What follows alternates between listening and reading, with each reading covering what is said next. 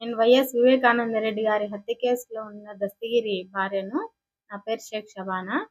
మేము నిన్న మా నాన్నగారికి హెల్త్ బాగలేకపోతే హాస్పిటల్లో చూపించి మా అమ్మ దగ్గర వదిలేసి రావాలని చెప్పి మల్యాల గ్రామానికి, తొండూరు మండలం మల్యాల గ్రామం మాది, అక్కడికి వెళ్ళినాము. అయితే వెళ్ళిన తర్వాత అక్కడ కొంతసేపు ఉండి మా అమ్మ దగ్గర మా నాన్న వదిలేసి అన్నం తినేసి మేము ఊర్లో మా వదిన దగ్గరికి పిల్లోళ్ళని చూసి ఆమెను చూసి రావాలని చెప్పి నేను వెళ్ళాను. నేను ఒక్కదాన్నే వెళ్ళిన తర్వాత అక్కడికి మా అన్నోళ్ళ ఇంట్లోకి వచ్చి ఇద్దరు మహిళలు నా పైన దాడి చేసినారు. చేసేటప్పుడు వాళ్ళు మా ఫోన్ ఎవరితోనో ఫోన్ మాట్లాడుకుంటూ వచ్చి ఫోన్ ఆన్లోనే పెట్టుకొని ఫోన్లో వినిపిస్తున్నారు మాటలు, వాళ్ళు తిట్టడము, వాళ్ళ భాష, వాళ్ళు కొట్టేదంతా ఫోన్ ఆన్లోనే ఉంది. అయితే వాళ్ళు ఏమంటున్నారంటే దస్తగిరిని సంవత్సరం లోపల ముక్కలు ముక్కలుగా మా అవినాష్ రెడ్డి అన్న, మా మల్యాల రవెన్న, జగన్మోహన్ రెడ్డి నరికేస్తారు అని పేర్లు క్లియర్ కట్గా చెప్తాంది ఆమె. సంవత్సరం తర్వాత 4 ఏళ్ళే, ఇంకా సంవత్సరం అయిపోయింది ఈ గవర్నమెంట్, ఇంకా 4 ఏళ్ళు ఉంది.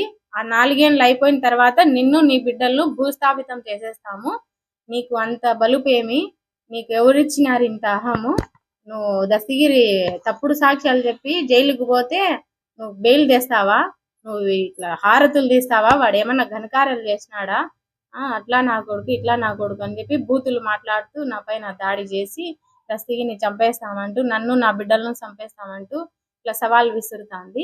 దస్తగిరి వచ్చిన తర్వాత కూడా దస్తగిరిని కూడా రారా నీ అంతేందో చూద్దాము, నువ్వెంత, నీ వెనకలు ఎవరున్నారో రమ్మని రా చూద్దాము, నీకెంత ఉంటే మాకు అంతే ఉంటుంది అని చెప్పి దస్తగిరిని కూడా సవాల్ విసురుతాంది.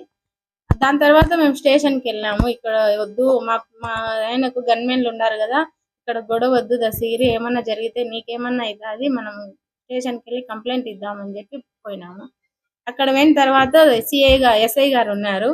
ఆయన ఉండి మామూలే ఆడవాళ్ళ గొడవలే, తొండూరు స్టేషన్కి ఆడవాళ్ళ గొడవల్లోకి పోకూడదు, ఉన్నీళ్ళేమ్మా సర్దుకొని పోండి, ఏం కాదు ఇంటికి వెళ్ళిపోండి, మీరు ఇక్కడ ఉండద్దు అని చెప్పి చెప్పినారు ఆయన.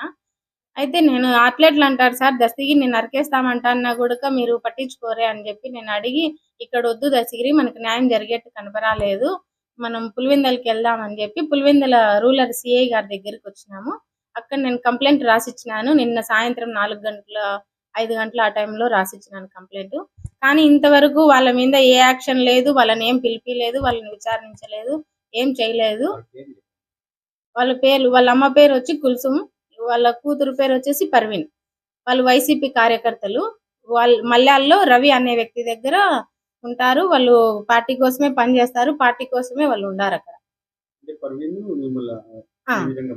మాట్లాడింది ఇట్లా చూపిస్తాంది చేతులతో, ఇట్లా నరికేస్తారు నీ భర్తను అంటాంది బాగా. మల్యాల్లో సంవత్సరమే టైము, అందరినీ చంపేసినాము, ఆ హత్య చేసిన వాళ్ళలో సాక్షులు అందరినీ చంపేసినాం, నీ భర్త ఒక్కడే ఉండేది, ఇంకా నరికేస్తాం, ఇట్లా నరికేస్తామంటాంది.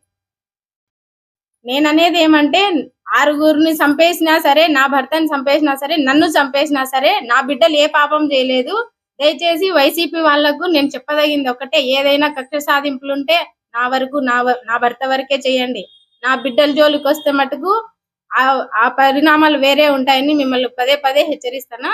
ఇంకోటి ఏంటంటే, చంపేస్తే సాక్ష్యాలే చచ్చిపోతాయి కానీ కేసు చచ్చిపోదు, విచారణ చచ్చిపోదు, సిబిఐ సంస్థ చచ్చిపోదు, న్యాయస్థానాలు చచ్చిపోవు, ఇవన్నీ బ్రతికే ఉంటాయి. మేము చచ్చిన తర్వాత అయినా న్యాయం అనేది ఒకటి ఉంటుంది. ఏదో ఒక రోజు విజయభేరి అనేది ఈ కేసులో సత్యమే ఒకసారి గెలుస్తుంది. ఇదైతే సత్యం. మమ్మల్ని చంపినా, మమ్మల్ని ఏం చేసినా కూడా సత్యం అనేది ఏదో ఒక రోజు జయమే అవుతుంది. ఏమీ లేదు, లేదు.